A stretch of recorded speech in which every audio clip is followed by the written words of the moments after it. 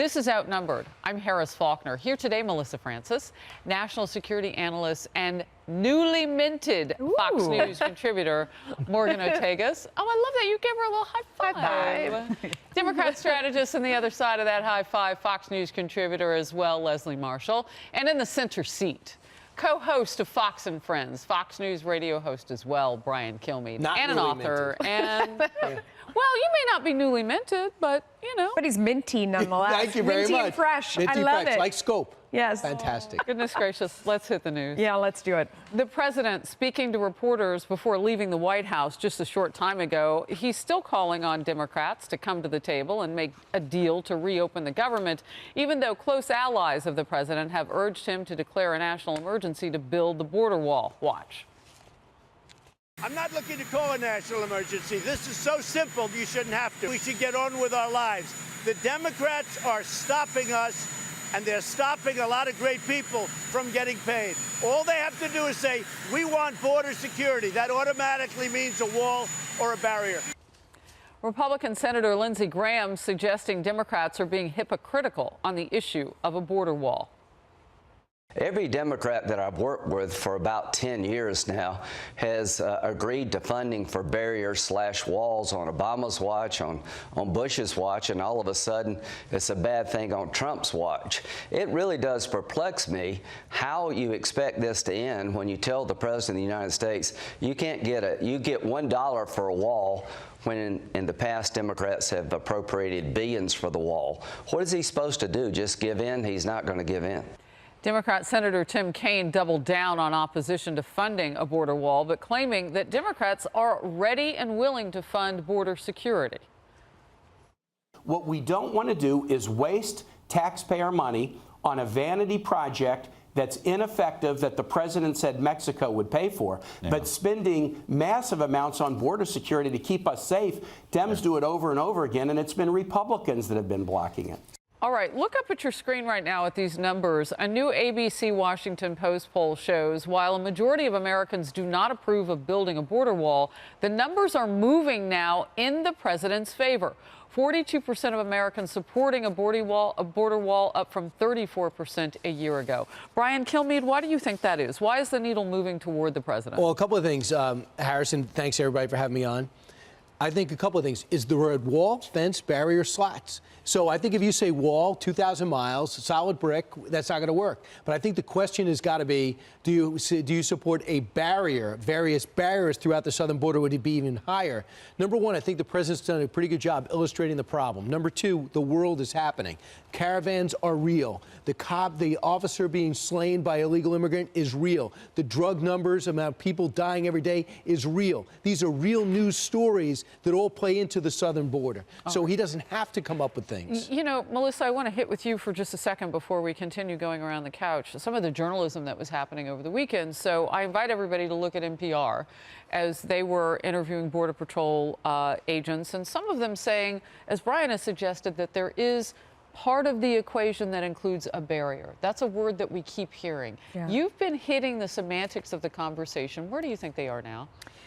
I think that the president has moved the way he talks very significantly. It would probably be helpful to the situation and resolving it if he took the word wall out of his vocabulary. He's not going to do that because he's not like that. But he still mentions fence, etc., more often than he does wall now.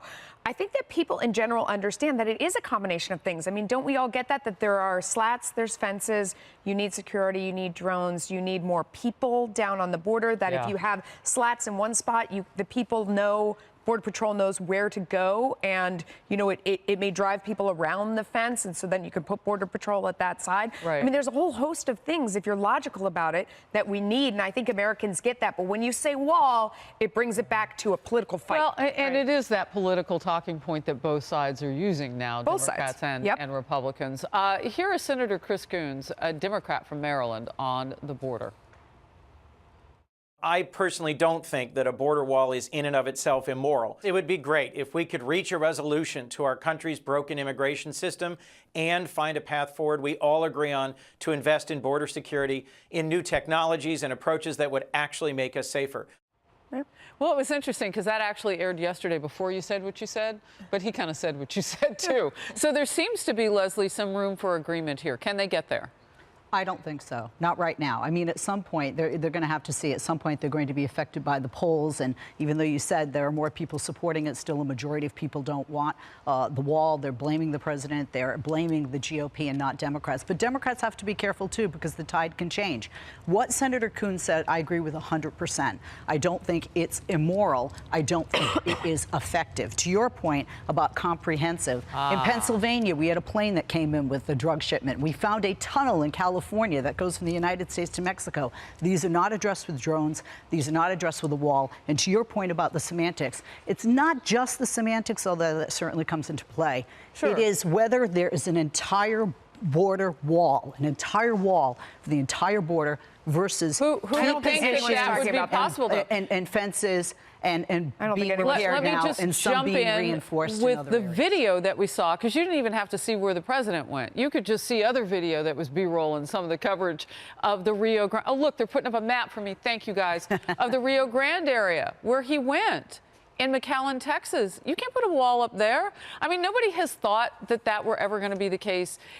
But I get it, Morgan. When the president was on the campaign trail, the wall was that word that he used that galvanized this idea of that kind of protection. But in reality, it wouldn't happen that way anyway. Well, I think the president is starting with last week to take back the messaging front Can on you this. take back 2 years of messaging? Well, but no, I'm saying in terms of as it relates to the shutdown, meaning that so he's sort of being much more proactive on that. I mean, one of the things that I would have done over the weekend is I would just sit there and tweet out every picture of every member of Congress that's in Puerto Rico. Well, he did that's tweet, there. but he didn't tweet about that. Let's talk about the now, and this is something Alexandria Ocasio-Cortez should care about. Let's talk about the lobbyists that paid for that vacation. How many lobbyists are there? How many PACs are there? I mean, talk about corruption as its finest. We have people, one of my very good friends who's an FBI agent, over the weekend, 2 babies, 1 on the way. His wife doesn't work because she's taking care of the 3 kids, or the 2 and 1 to be on the way. And he said to me, Morgan, you know, I'm hoping that I can get some reserve time duty to pay for this while the government is shut down. Meanwhile, you have people that are in Puerto Rico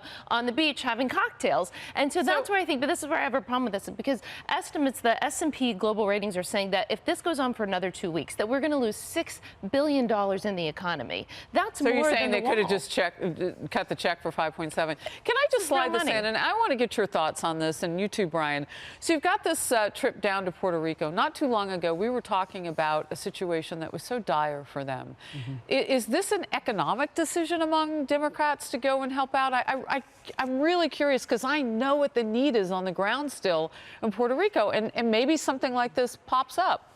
Well, as an opportunity for that? I don't know. Realistically, it's twofold. Is it economically? Yes, trying to help the people of Puerto Rico? Yes, but Puerto Ricans want Puerto Rico, the Commonwealth, if you will, of Puerto Rico wants to be a state.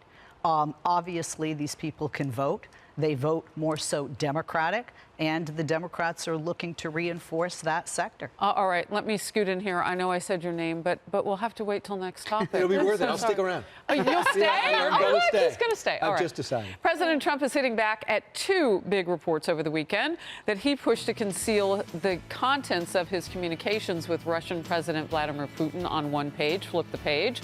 That after he fired FBI Director James Comey, FBI officials launched a counterintelligence probe into whether the president was working on behalf of Russia.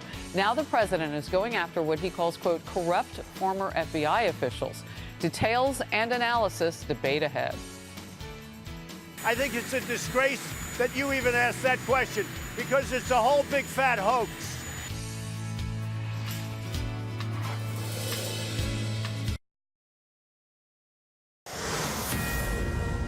Fox News alert. We are awaiting remarks from President Trump in New Orleans after earlier today he criticized former FBI Director James Comey.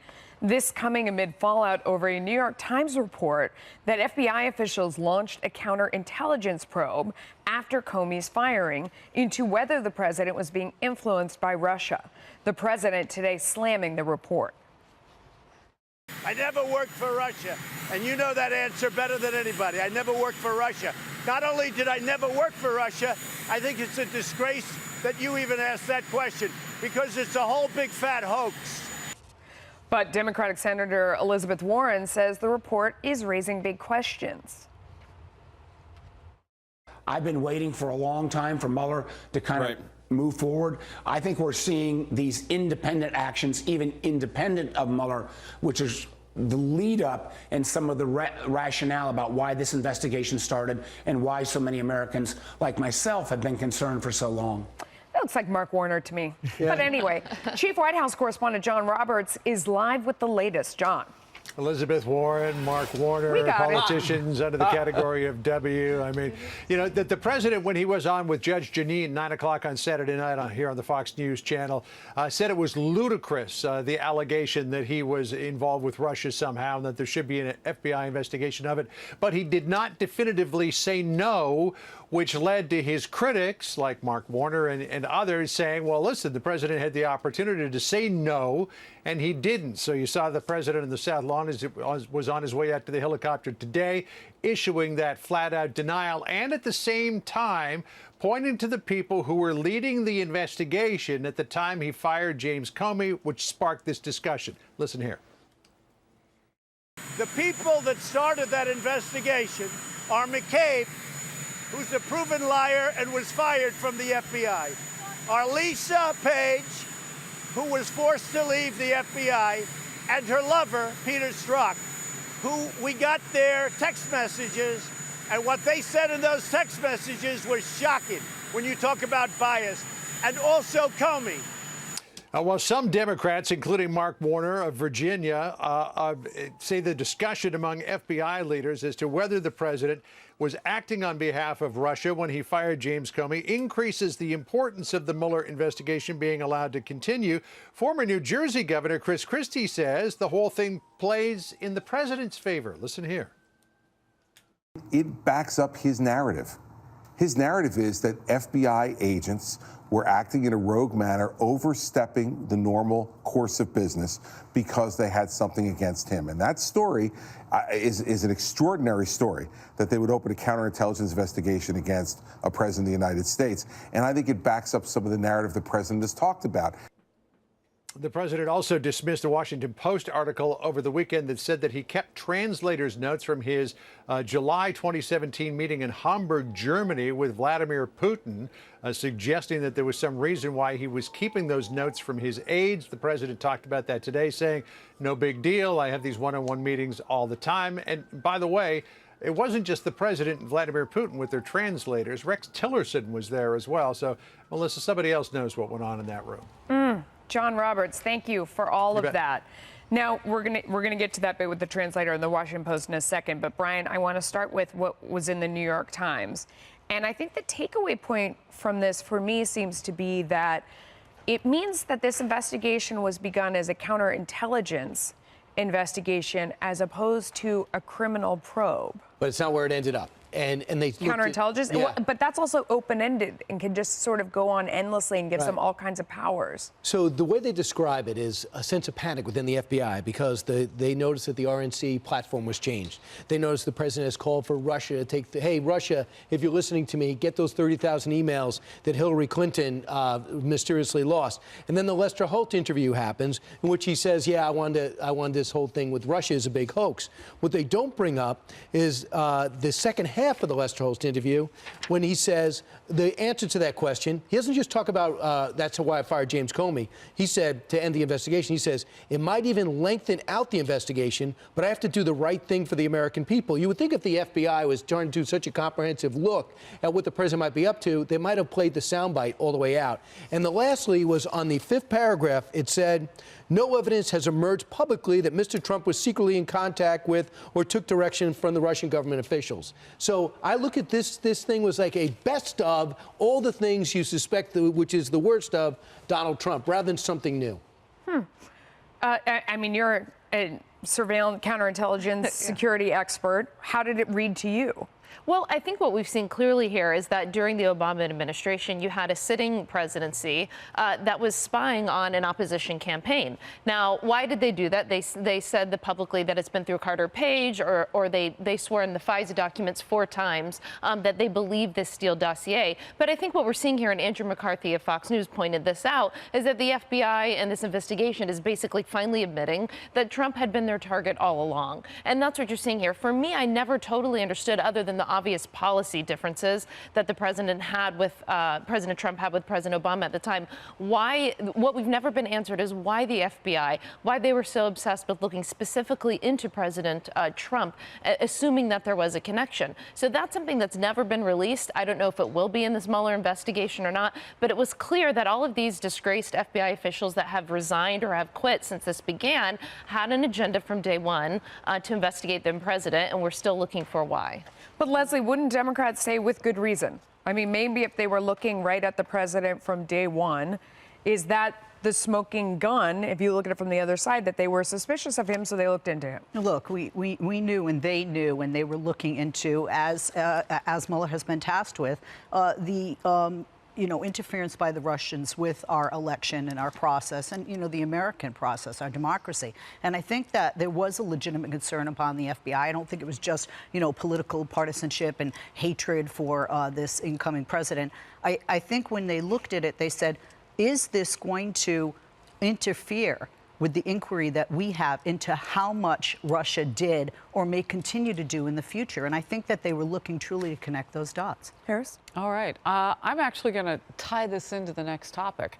The White House is now pushing back against a Washington Post report that the president went to great lengths to hide details of his conversations with Russian President Vladimir Putin, including reportedly on at least one occasion taking possession of his own interpreter's notes. The White House says the details of these meetings were not hidden. And a counselor to the president, Kellyanne Conway, says the president had a reason to be careful with sensitive information. That was a time when there were tremendous leaks, including from when the president would have meetings in the Oval Office. And I can recall early on 2 calls with foreign leaders, I believe Mexico and Australia, that leaked, the contents of which leaked almost immediately. So there was great suspicion that some people were obviously leaking this.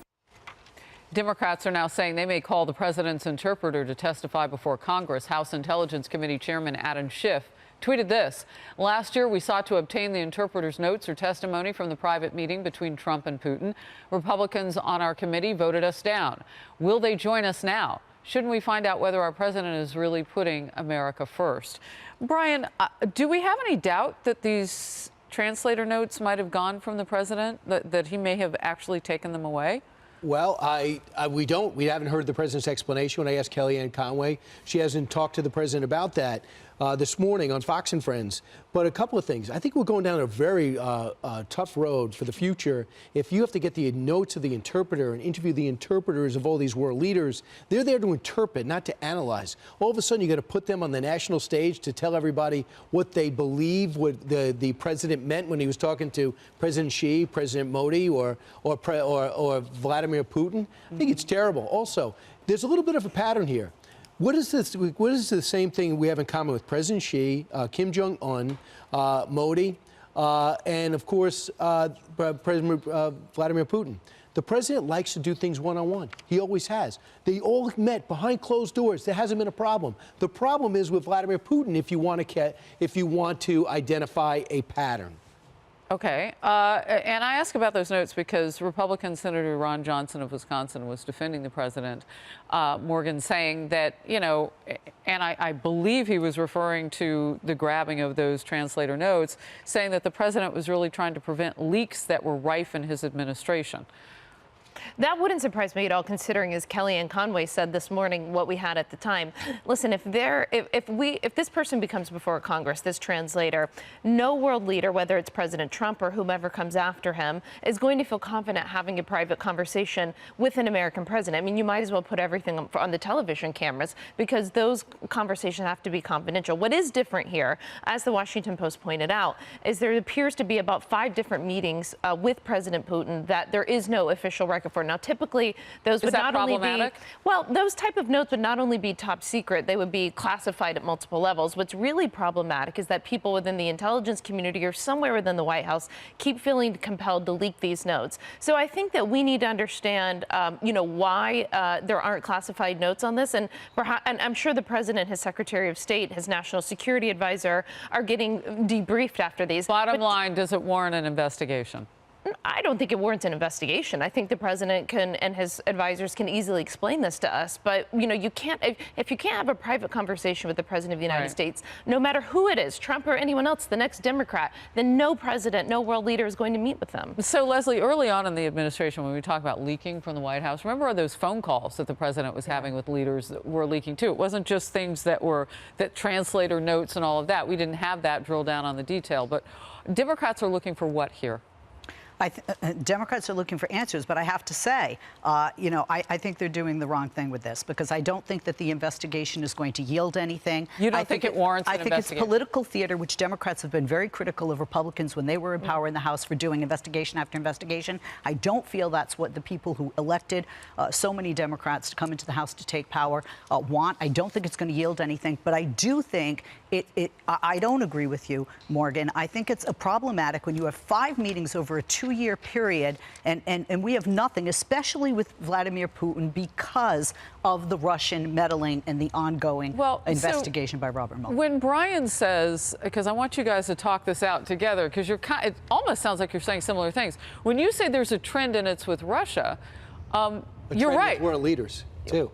Okay, but you said specifically Russia. No, listen to what Leslie is saying, though. Yeah, what I'm trying to say is this is the way the president likes to do things. And as Chris Christie also said on This Week with George Stephanopoulos, he said this is the president who stood on the podium and says, I am the one to do it. I'm uniquely qualified to be able to do this. So why wouldn't he say, hey, India, come over here. I got to talk to you. Why wouldn't he say, President Xi, we got to get a trade deal together. And we're going to do it at Mar-a-Lago without anybody else around. I want to address what Adam Schiff said, because Elijah Cummings said something very similar when he said, is the president working for America or for himself?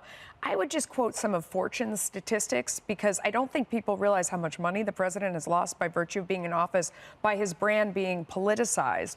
$400 million since he took office, according to Forbes, a lot of that from licensing losses, $50 million on his properties around the world. The implication is that there's a deal between these guys for him to make money in the future, to have a tower in Russia, and this and that. His brand has been so politicized that he's lost a lot of money by virtue of being in office. So I just wonder, factually, when people make those charges about money, look at sources like Forbes and do the math. Leslie?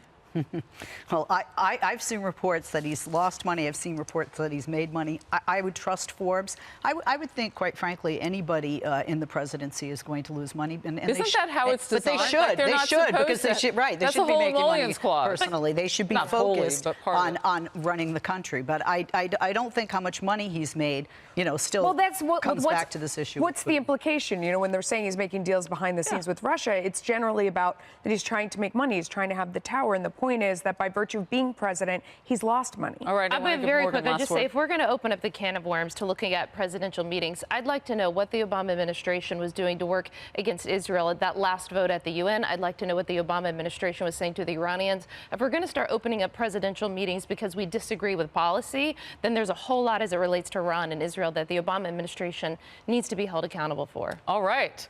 2 new faces in what is looking to become a very crowded Democratic field for 2020. Why the president says he likes his chances as he takes a swipe at a familiar foe. And big hearings kick off tomorrow for the president's nominee for Attorney General. The criticism coming from Democrats now, and the Senate's top Democrat calling for the president to withdraw the nomination of William Barr. I still believe, after the revelations about Mr. Barr's unsolicited memo, President Trump ought to withdraw this nomination.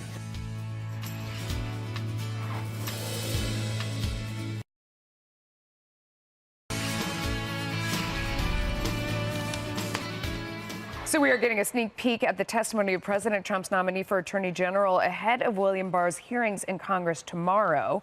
This could be contentious, as we all remember the harsh partisan battle over Judge Brett Kavanaugh's nomination for Supreme Court.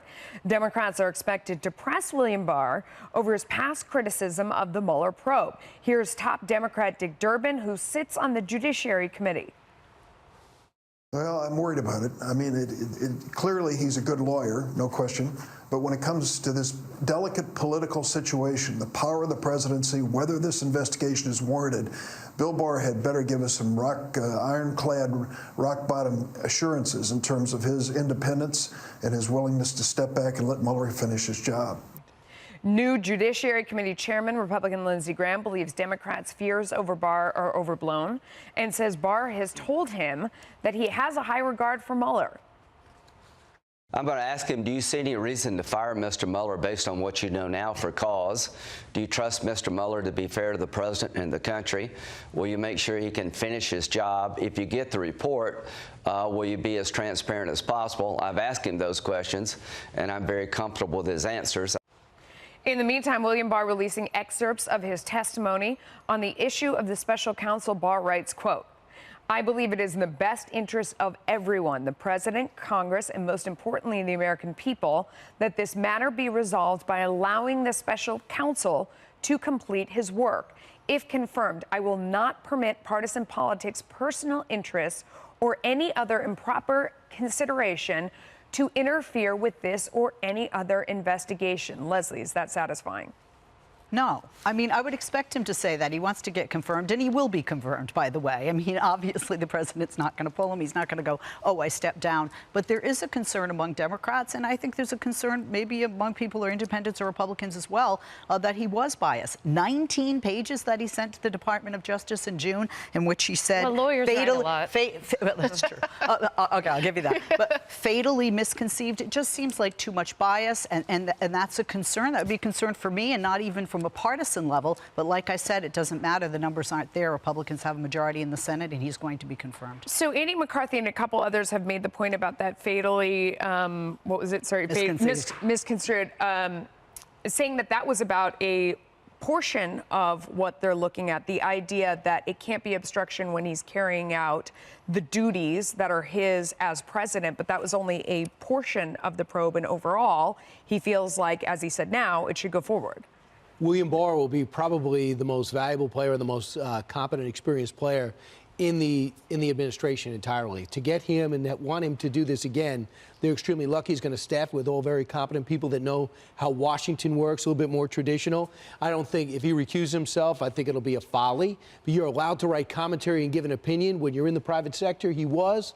My goodness, there's no way. You should treat this guy with respect, ask him good questions, wait for him to actually answer, don't pontificate, and can we go back to business as usual? I mean, you're right to challenge in this electric, atmosphere, but still.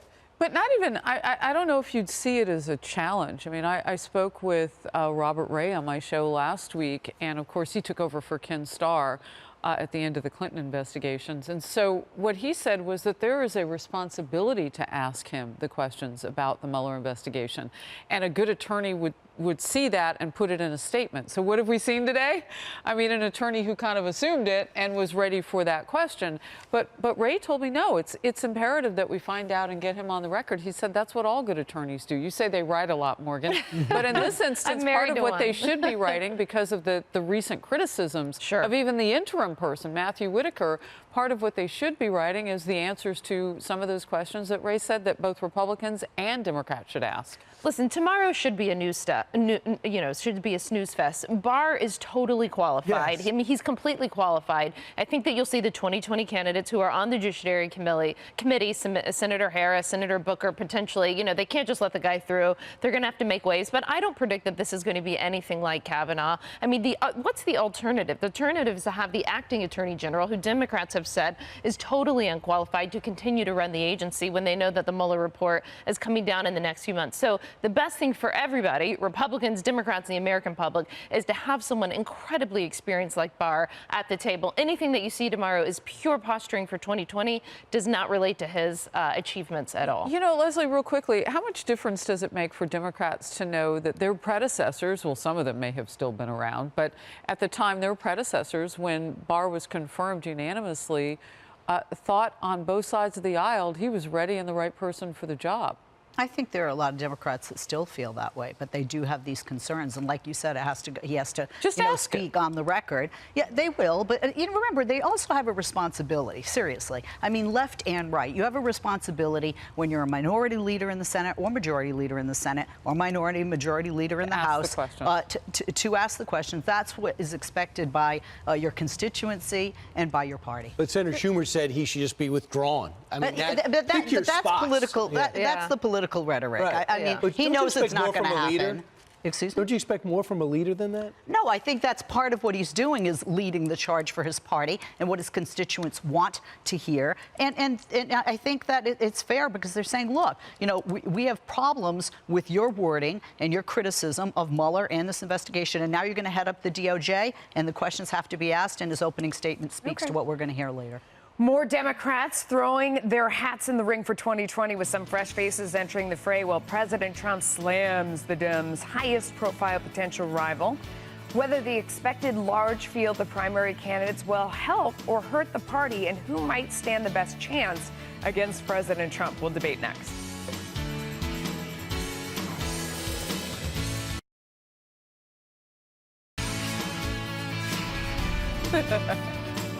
The 2020 Democrat presidential primary race continuing now to take shape. In fact, during the commercial, Leslie Marshall said, didn't it start the day after the midterms? Former HUD Secretary Julian Castro threw his hat in the ring over the weekend.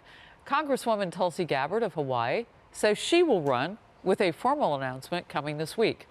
BuzzFeed News reports on Saturday, New York Senator Kirsten Gillibrand told a closed-door meeting that she will run for president.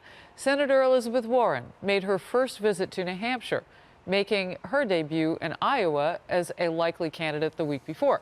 Meanwhile, President Trump went after another potential contender, former Vice President Joe Biden, when he called into Judge Jeanine Pirro's show over the weekend. Watch. He was always a 1%er. He was a 1% guy. He ran 2 or 3 times. He never got above 1%. And then Obama came along and took him off the trash heap. Then he became a vice president, and now he's probably leading. He's weak. Yeah. So we'll see what happens with him. Leslie, how popular is Joe Biden among Democrats, considering how often he hasn't been able to advance? After that interview, even more popular. Right. He is very popular, and I've said it before. I've said it to you on air and popular? off air that is winning popular because he hasn't been able to do it now. What's changing? I think that his personality is the type of personality that could go head to head with the president's personality. Oh, Melissa and I agreed. Yeah, you have that in I paper. agree. Yeah, and I think, honestly, of the field, what do we want? Democrats, that is, to make Trump a one-term president. I think Joe Biden's the guy, and I think the fact that the president specifically has called him out means that over this large and ever-growing field, he might be the guy that. I ask about the winning portion because I wanted to know what had changed. Because, sometimes when you run multiple times, people are like, wait a minute, isn't there someone else? I said, what's different? What's different?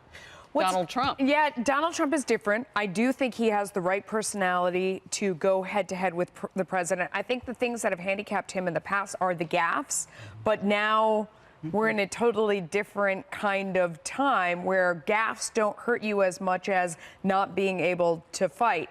I've said it before, I think Joe Biden is Trumpian in a way, that they have the same kind of style. No malarkey. Of going head-to-head, and I do think that I feel like he has the best chance, but I think that there are so many people on the left that folks would get excited about that it should be a big, huge field, but in the end, he probably has the best chance. So, Morgan, I thought about this, and I know a lot's been said about likability and recognizability and how you want to be high in both those categories and focus groups and whatnot, but authenticity is the game, too. And people feel, and they say they feel, I should say, reportedly in polls, that's a great that point. they know Joe Biden. Like, there may be a gaffe coming that might surprise them, but Joe Biden, they feel like they know. They feel like they know President Trump.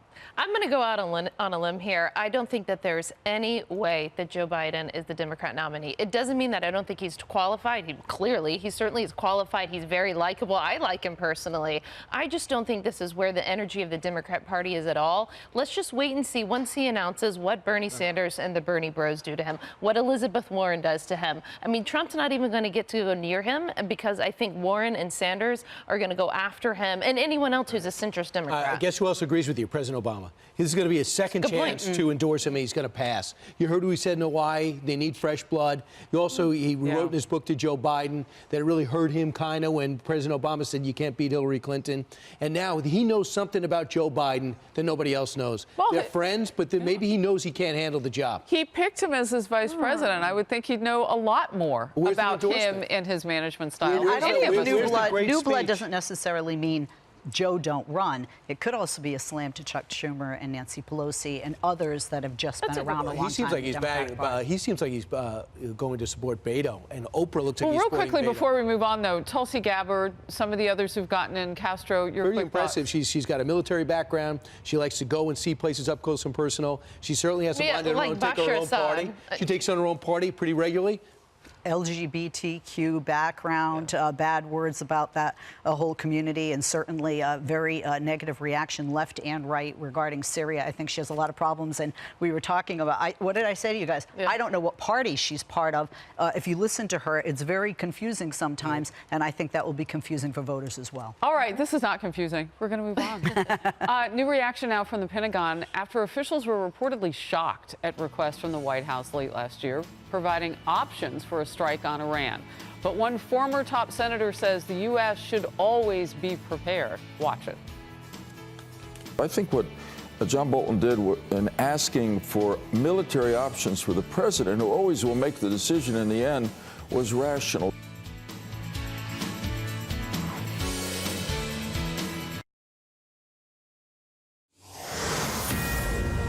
The president has just touched down in New Orleans, and we are awaiting remarks for him at the Farm Bureau convention that is going on now through Wednesday. This is a group that has been caught in the middle of this battle with China. For example, 60% of U.S. soybeans are bought by China, and obviously that has been a big challenge for those farmers as this trade war with China drags on. So we'll be looking for comments there, and we'll bring them to you when they happen. Well, fallout continues from a bombshell report by the Wall Street Journal that John Bolton and President Trump's National Security Council asked the Pentagon last September to provide the White House with military options to strike Iran.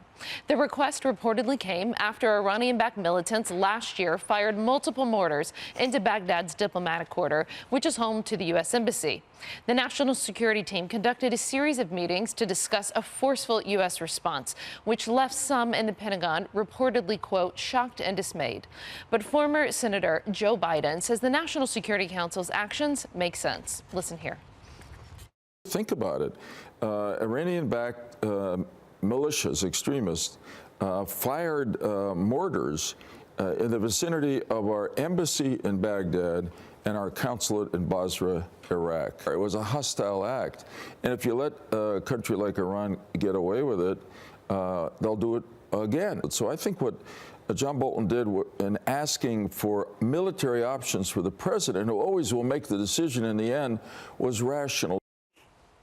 That was actually Senator Lieberman, who I've traveled to Munich with several times. Brian, you and I are the national security nerds here at Fox. We really get into these things. I sort of laughed at this report that the Pentagon was shocked and dismayed.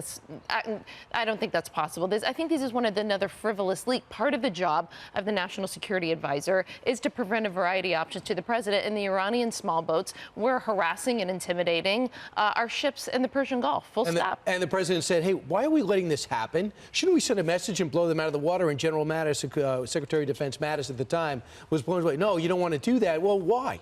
And he just kept pressing why. That's what you do as a leader. For John Bolton not to provide options for the president, he wouldn't be doing his job. It doesn't mean he necessarily has to hit. But when something happens, shouldn't you have plans ready to go, the targets, judging by the severity of the actions? To me, it makes total sense. This is a non-story. Melissa, do you think that these leaks happen just simply because everyone's convinced that John Bolton would like to go to war with Iran?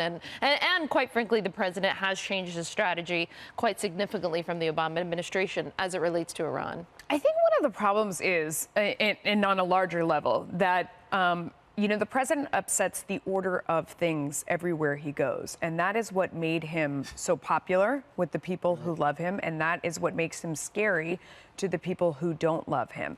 So when somebody says to him something like, that's not the way it's done, or you just don't do this, that makes him persevere more and want to know the answer. And in a lot of situations, I guess if you have a basic faith in where he's going, you like that. And if you don't, it's terrifying.